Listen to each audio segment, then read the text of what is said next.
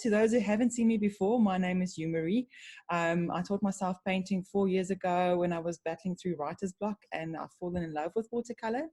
I'm really enjoying it, and I'm very excited to do this challenge with you. I'm just quickly going to have a look over at the participants.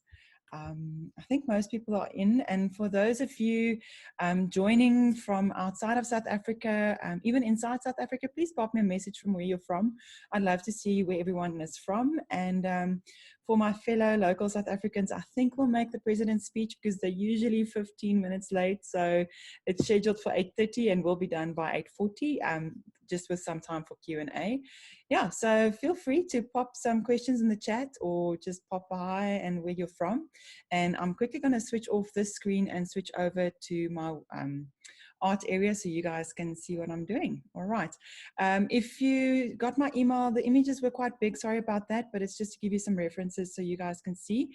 But I've got the printout so you also see the peacocks I'll be working with. I'm switching over and then I'll see you guys just now.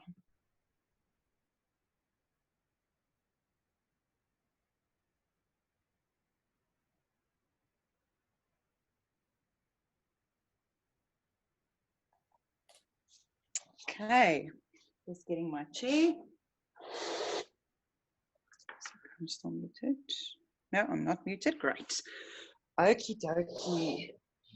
So thank you so much for participating in this challenge and giving me some requests. Let me just see. Okay.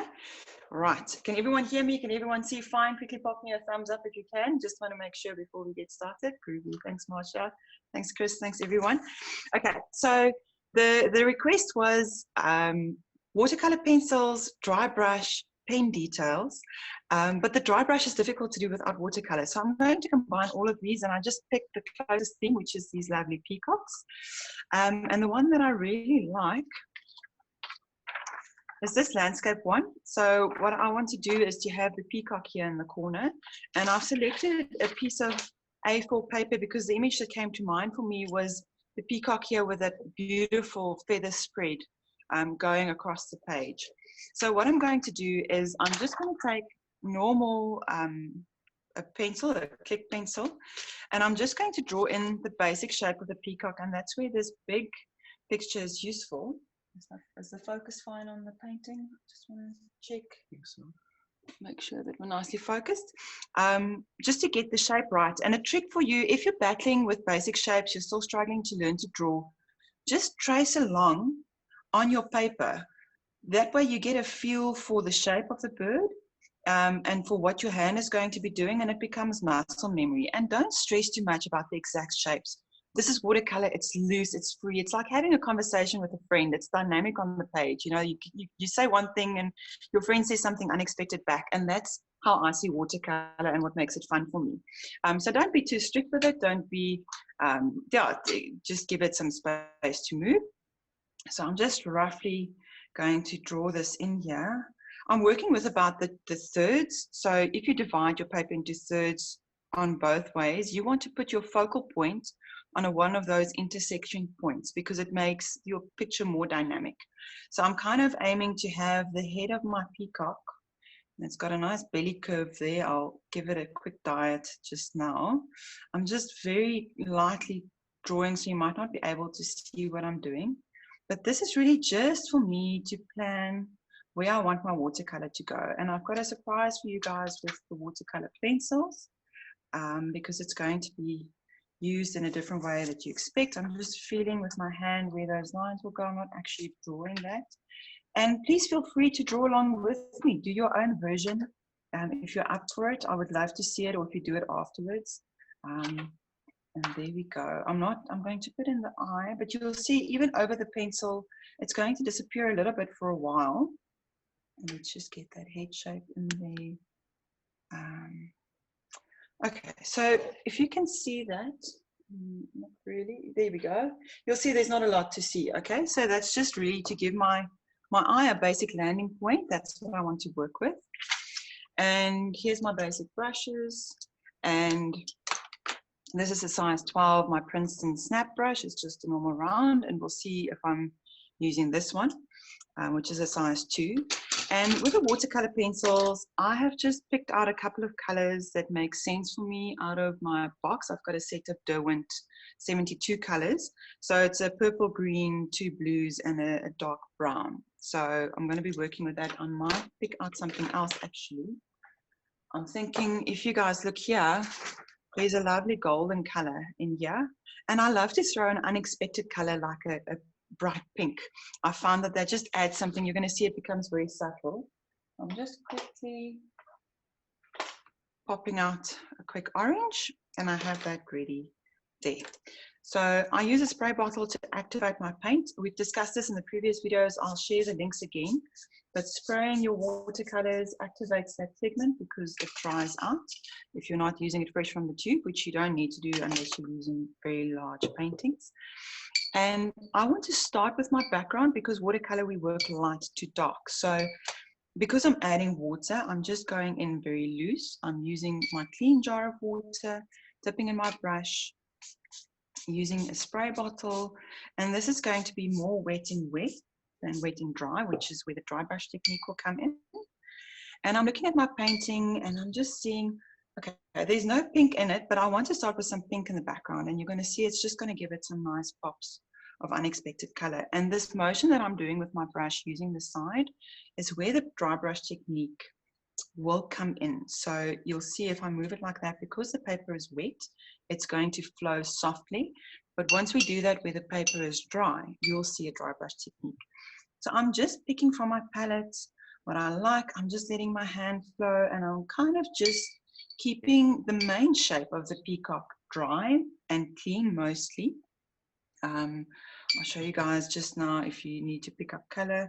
I'm splattering clean water because that gives a nice effect, and I'm going to go in, I'm doing a little bit of sepia. So I'm working from the back forwards. I'm thinking, you know, this color needs to be there for that stroke, the lines that connect the feathers, but I don't want them to be my prominent colors. So I'm doing that first so that I can fade it out. And I'm starting to just create those shapes that I see there. And because my paper is wet, these shapes will blend in softly, but it will create that movement on the page. So I'm just, and especially around the peacock, I'm going to add a bit of my darker color so that it can blend in. There's a little bit of dry brush happening there accidentally. It's because I had less pigment on my brush, but I will cover that a bit more properly. I'm going around the beak a little bit. I feel that color went over too much. If you need to lift color, a lot of you asked about that. A bit of tissue paper, wet paint, and I'm just dabbing it onto that area and then going back in. The pencil colors, my husband will quickly take a couple and type them out for you in the chat. But while we're on that, this is a burnt carmine color. The sepia is also nice. And this is one of my favorite techniques. I'm using onto the wet paper the tip of the pencil. So I'm not using the pencil first. I'm putting in my lines there, and I'm using my hand very loosely. This is in the brown section, but it's actually almost a reddish color. I might add a dark brown just now. And if you're battling to move your hand, this is why I've got my paper taped down on a board like this, so that I can move my painting around to suit my needs. I'm just moving in, not doing too much of that. And because it's watercolor, it blends. So if those details are too much, you can go back in and blend them out again. I actually want to add, let's see, let's start doing those eyes. And I'm just very, very loosely adding in a couple of those blue spots to start creating that effect. And on this side, my paper is still completely dry. So yeah, you'll see more what you expect a pencil to do. And I'm going to show you just now what I'm going to do with that. But where it's wet, the color pops beautifully and it becomes these dark spots of color, which is a great way to add specific texture onto your landscape or a painting or an animal or whatever you're working with. I'm going to go in for a bit more green. Going to work around that. And you'll see also it's a bit more of a rougher texture. It's more difficult to smooth it out this way. Even if you work with it on dry, you have to work a little bit more to smooth it out. I like using watercolor pencil this way because I'm a bit of maybe an impatient artist. I like quick results. And watercolor pencil, you have to often do quite a few layers and do quite a bit to get a lot of color. You'll see even as I'm working, it feels like the process slows down. So that's why I like using it for just like spots of detail and stuff, rather than the main picture, because then I can be busy for quite a while. And as a full-time mom at home, my husband's given me the wonderful grace period of, he does breakfast in the mornings and I can do a quick painting in 15 minutes or so. Then I'm happy for the day. The kids are happy because mom's happy. And I can't do that with watercolor pencil because it will take me far too long. So I'm just quickly going in with a little bit of turquoise to echo that blue color. And I'm just putting in that shapes. And I'm just picking up these colors from what's on my picture. And I actually want to take out that blue. I'm going to do those little bits again. And you'll see now as I start moving my brush, I'm going to bring it up a bit closer. This is the dry brush. So I'm keeping my brush to the side. There's very little pigment. And I'm swiping it across the page. And those little streaks is what happens when I do that. So let's take a bit more bold color and let's just play. I really, really like that. So I'm echoing on top of that drying paper the movement of the feathers, but it's not perfectly true to real life because this isn't typically what you see, but it creates movement and dynamics, and it's going to create contrast as well. I want to come in with a repeat of the orange color of my pencil. So while it's still wet, I'm going to just into that blue, and because it's orange, there's yellow in it, so you'll see it is making a bit of green, which is fine. We've got green in our original peacock, and this is a beautiful blending of color. I'm being careful to not put my hand down where it might be wet, although the side is dry. What's my time looking like? I just want to get a feel. And yes, I'm just adding those details. And all right, we've been busy for 10 minutes now, so I'm quite happy where this is at. I think that includes our initial quick chat, or is that from when the painting started? We've been busy for 10 minutes. So total. Okay, great. So I've been painting for about 5 or 7 minutes. And what's actually lovely about me talking while I'm painting is it's a way to switch off your right brain, so your left brain, so that your right brain can function. I'm just taking more of my sepia paint, just adding some more details, a couple of them. So instead of overthinking, because a lot of us struggle with perfectionism, wanting to do a painting perfectly the right time, the first time, and then the question is always, what is perfect? The way I see the peacock and the way you see the peacock is going to be different, and that doesn't make the one right and the other one wrong. So this is just forcing my brain switch off and let my hand move with muscle memory. Because if you show up every day, even if you don't like what you've created, you'll start building a muscle memory. I want to add just a little spot of green to this. And then I'm going to move into the main peacock body because I don't want to add too much detail to here in the beginning. We've got this lovely green pencil going on here, and I'll come back to this pencil and I'm just splattering some green to bring out that color. Now on the main shape of the bird, there is a bit of green here. So I'm just going to wet the shape of the bird first because I want this to blend. And now a little mistake that I did make that I could do better next time is I forgot to erase this extra pencil line. So that line might be in there, but I'll see if I can work over it and just darken it a bit.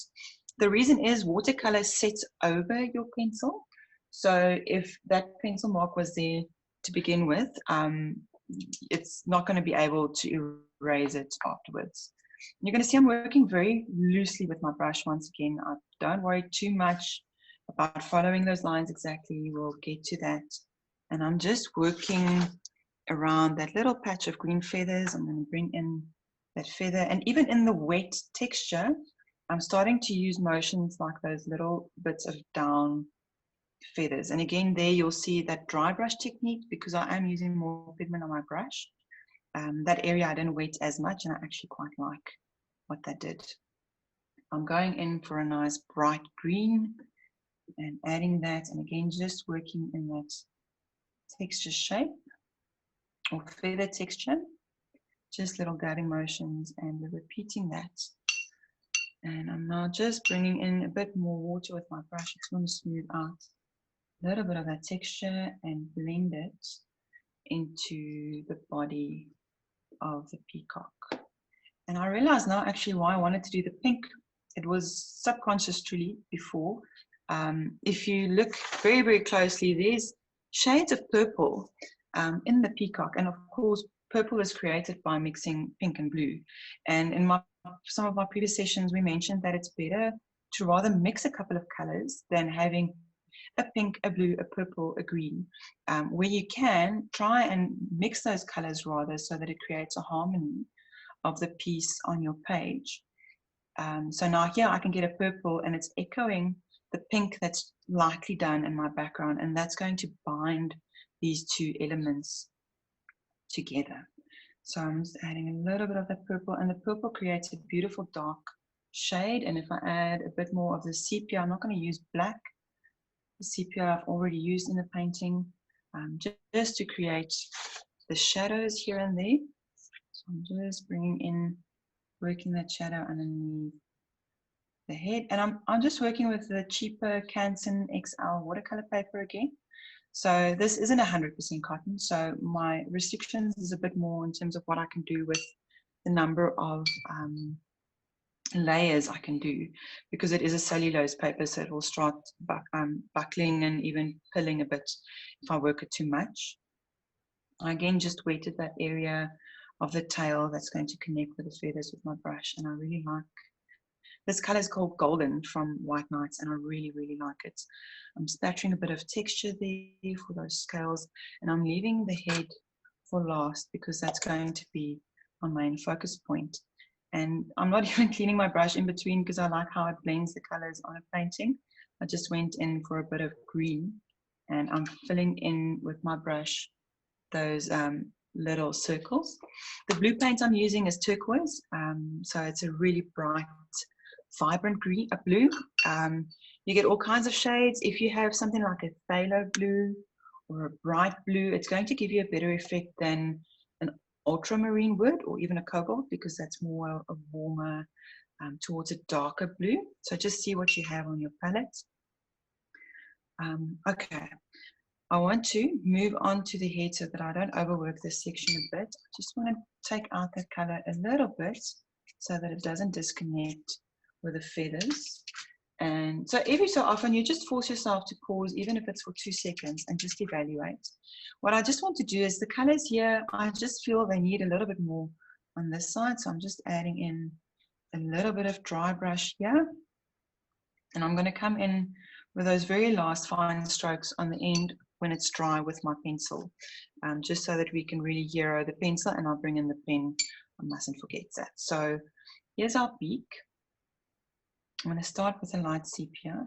It is a gray that's too dark, so I'm just cleaning my brush really quickly, wiping it and coming in with a dry brush, just lifting that color and blending it out. I'm going to lift it a bit more just now as it feels a bit too dark still. So looking where the light spots are on my painting and just lifting out that color. So a lot of people feel intimidated by watercolor because they feel they don't have control. But actually you do. You must just do it quickly while the painting is wet. The deep chrome was a kind of purpley, let's see, a purpley brown. So I'm not sure, any kind of brown would do. This was actually more red than I was going for. I don't use my pencils that often.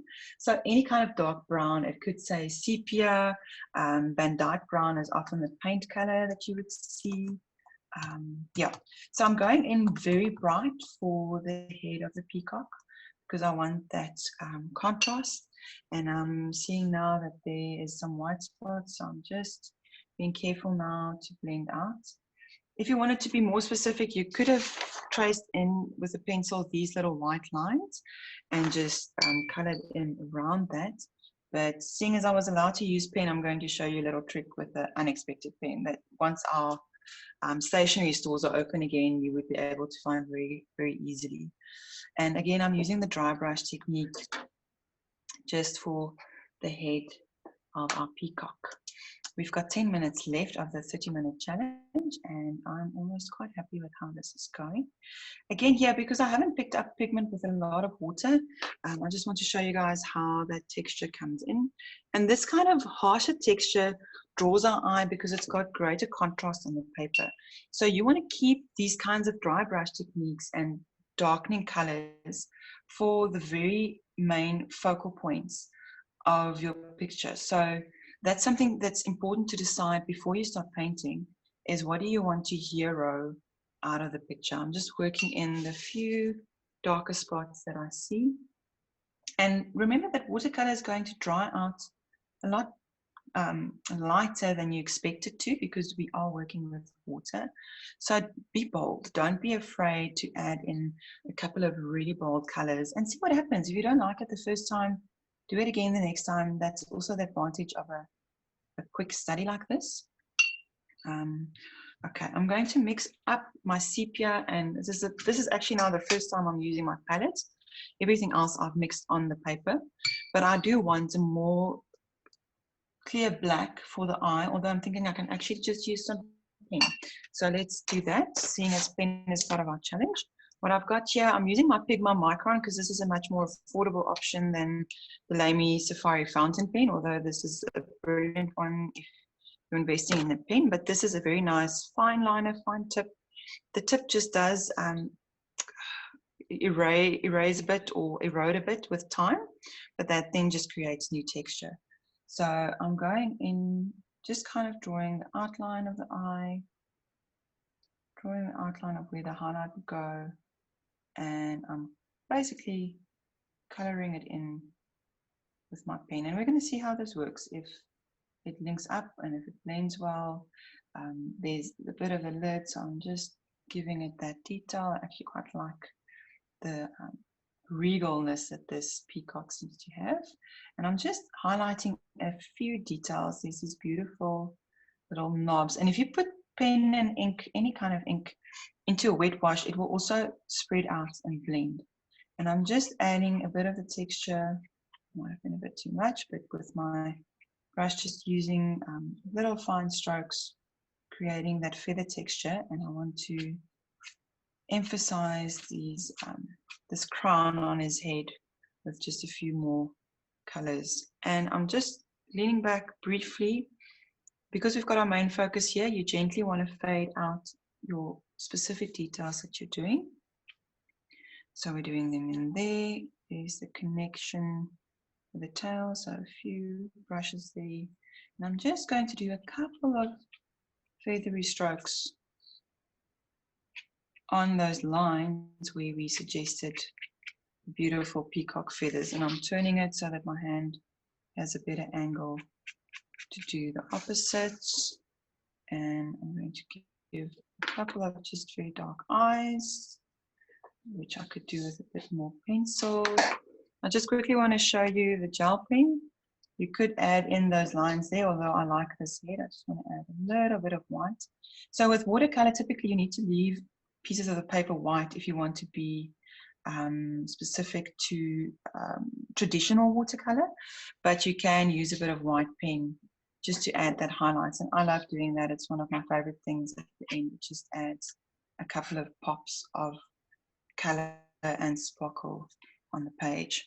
So I'm quickly going back to my watercolor pencil, keeping them for the last details. Got 5 minutes of my half hour left, so I'm quite happy with that. Especially on here where there's lovely color. I'll send you guys a scan of this so that you can see it close up in an email at the end. So I'm just kind of reiterating those strokes, and I actually think I'm happy with that. I'm going to add a little bit of a last bit of color. So the watercolor pencils, I'll show you just now on a separate page, but what you could do, I can still blend these out. So I could have blended them out with my brush, but you'll still see the texture on the page. Yes, watercolor, as long as you're using a waterproof pen, you can put it down first and put watercolor over it. That's perfectly fine. You should see now as I do some last spatters of color The color I'm choosing here is the main ones that I like. So the orange, and it's doing a beautiful contrast here with the peacock. I'm doing a last bit of spray just for a bit of texture and loosening up those bright spots at the bottom, a couple of the end, and a bit of green. And that's going to be it. All right, so yes, if you have a waterproof pen, just give it a few seconds to dry and you can paint over it with watercolor like you would with pencil. If your pen isn't waterproof, then you'll have a bit of a problem. It'll smudge into your paint. Just notice here where I had those two lines, it's actually created an interesting effect because I've now left a white spot, and that's drawing our eye to that contrast up to the feathers here, to the head, and then back out to the feathers. So I'm actually quite happy with that. I think there's time for me on the Zoom session to quickly switch over to a face shot. Yes, okay. So yeah, just quickly, the two questions about pen. Must you do the pen last? You don't have to.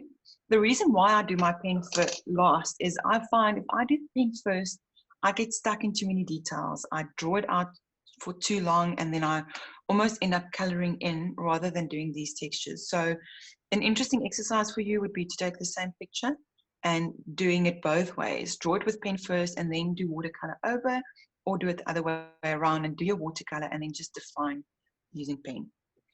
You can pop more questions. I'm just quickly going to switch over to my face shot so that I can look everyone in the eye and do a last hello and goodbye.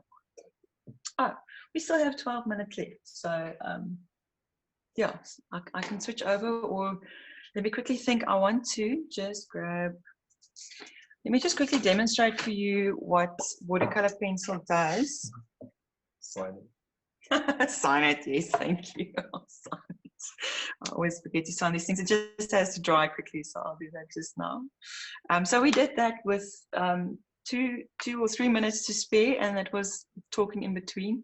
So you really can loosen up, and this is on a bigger page. So on a smaller page, you can probably do less. And just something I want to say, Danya, I'm waiting for that to dry there. That's why I'm not signing it yet. You could feel like you can add more detail, but often with watercolor and even pencil, I find it's easier to stop before you're quite happy or before you think you're done, because otherwise you end up overworking it. So yeah, when this is dried, I'll come in and sign it, but at this moment, that is not going to cooperate with my pen. I just quickly want to show you a couple of, let's not do that. So with the pencil, I'm just going to draw the eye of the peacock, just to show you a different way that we could have done it. So this is really just a purple, which I picked up. I'm going with blue. And I'm just drawing the basic shape and overlaying those colors. But you'll see it takes a lot longer. So this is why I like using this for just some spots of detail. And I'm just adding the orange around that. And I'm already just adding in those lines. Just doing a segment as a little example.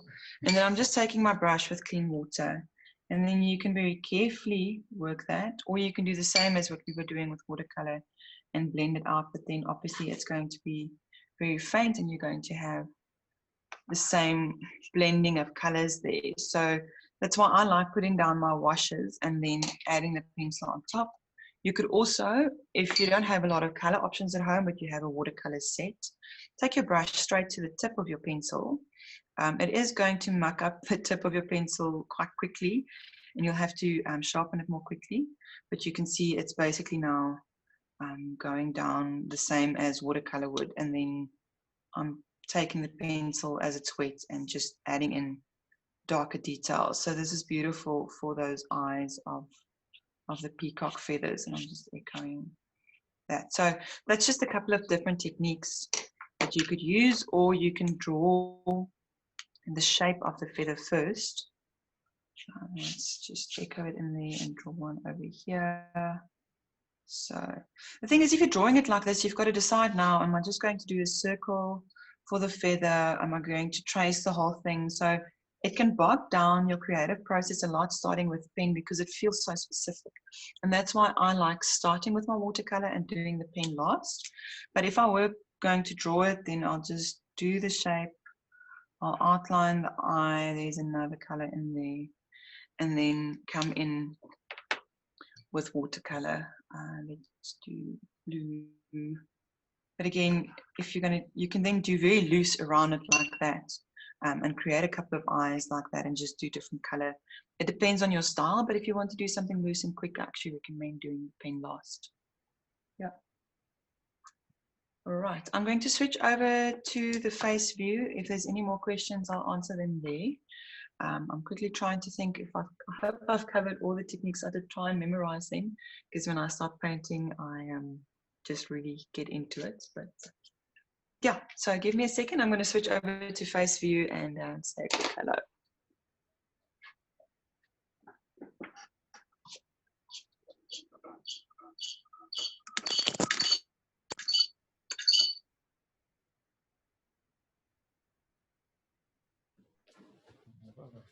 Sorry for that quick echo.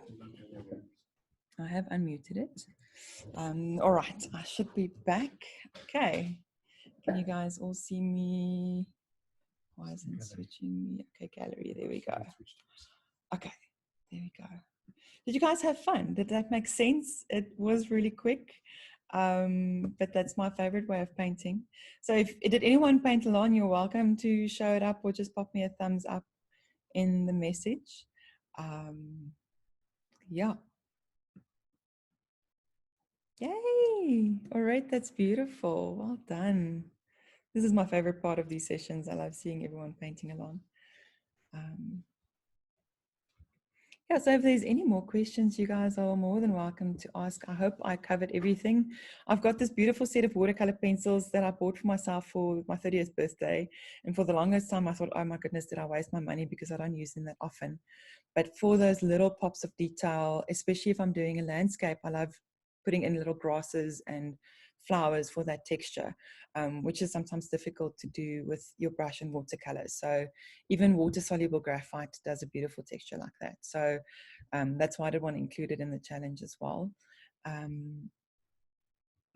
So, Lorica, sorry about getting stuck in your pencil colors. We'll still figure this out as we go along. Our other technical option is to do YouTube live videos, but then I don't see you guys.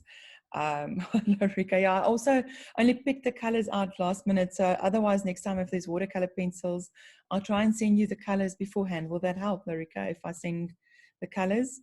Okay, so we'll figure this out as we go along. But I do love this little last bit of interaction with you guys and just seeing that. So Jill, yes, we will do a scan of the photo that I painted, and I will send that to you with a summary of everything that I used. On a technical point, a couple of people have suggested Hangouts, Google Hangouts, but as far as we know, everyone has to have a Google account to be able to join in on there, and I don't want to add on that limitation because not everyone is on Gmail, because that is another video option. But yeah, we'll investigate it. There is another platform from Cisco that we could use, but then it's another package that everyone has to install on their computers, and yeah, we don't want to get bogged down with that. Lorica, with the 36, really what I just did for my pencil colors is I picked the closest from what I can see on the picture. So a bright blue, a brown, a green, an orange, or a yellow. You really don't have to try and match the exact pencil color name. So that's also a way to help you loosen up, even if you do it in monochrome and pick just a range of browns or a range of blues and see what happens with that. Okay, any, thanks Tanya, Stickman Peacock. Yeah, we've still got 5 minutes and we've kind of gone over to the other side of not having enough time to having more than enough time. We'll find a balance for this. But I think with the president's speech coming up, for those of you who are in South Africa, that gives a bit of time to go see that. So this is a work in progress. Please send me your suggestions. I would love that. And oh, Danya, that's a good question. Thank you. Let's do that one quickly. What was your greatest challenge as a newbie? So I'm a self-taught watercolorist, and I think to believe that I can do it and to just start somewhere. I know Sumi and I had the discussion as well. Where do you start? And you just start by making mistakes. You make paintings that you don't like and you keep making them, and you pick out the things that you really do like. And I think the biggest challenge is to focus on those things that you've managed to get right, instead of getting bogged down in the paintings that don't look the way you want them to. So yeah, I think being perfectionistic is definitely sometimes still a challenge, that you're too hard on yourself, and to allow yourself to find your own style. Lorica, I totally get that some people have a different way of working. If I'm going to sit for 2 hours on the same painting, I'm not going to paint. For me, that's just my preference and my personality. So I think it's good to know both ways. And I think the idea with this is that you guys can maybe go back to the video and try again, and we'll figure out the pacing.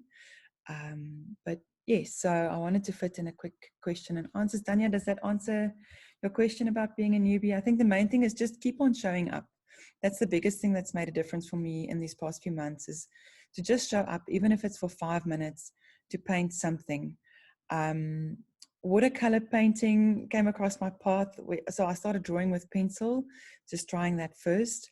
And then I tried watercolor pencils initially, and it didn't work for me because it didn't blend nicely. And there was a feeling and a picture in my head that I wanted. And I'm trying to remember how I tried watercolors again. I went to buy a cheap, it was, I think, not Daily Raleigh. I'll check the name again, but a cheap set.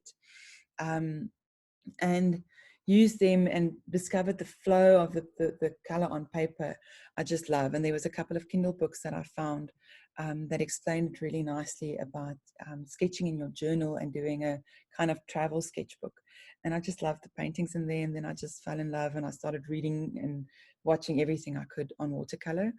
And Skillshare tutorials, those have been my favorites, because there's far fewer duds than you find in YouTube tutorials, because often you start watching and only 15 minutes in something starts happening. Thank you so much, you guys. We've got a minute or so left. So thank you for sticking with me. Those of you who prefer, say hello, Sean. Quick thank you to my wonderful assistant, high five. Without him, I won't be able to do this because he watches the chats for me and everything. I will send the Kindle book name in the email. I'll just do a proper reference for you, Lorica, definitely. And thank you so much. Please pop me anything in email if you want to ask a question. I'm more than happy to help. I just love engaging with you guys. So thank you. Chris, say hi to Natalie. I haven't spoken to her in ages, so it's good to see you. Okay, great. Thanks, guys. Enjoy your evening. Bye.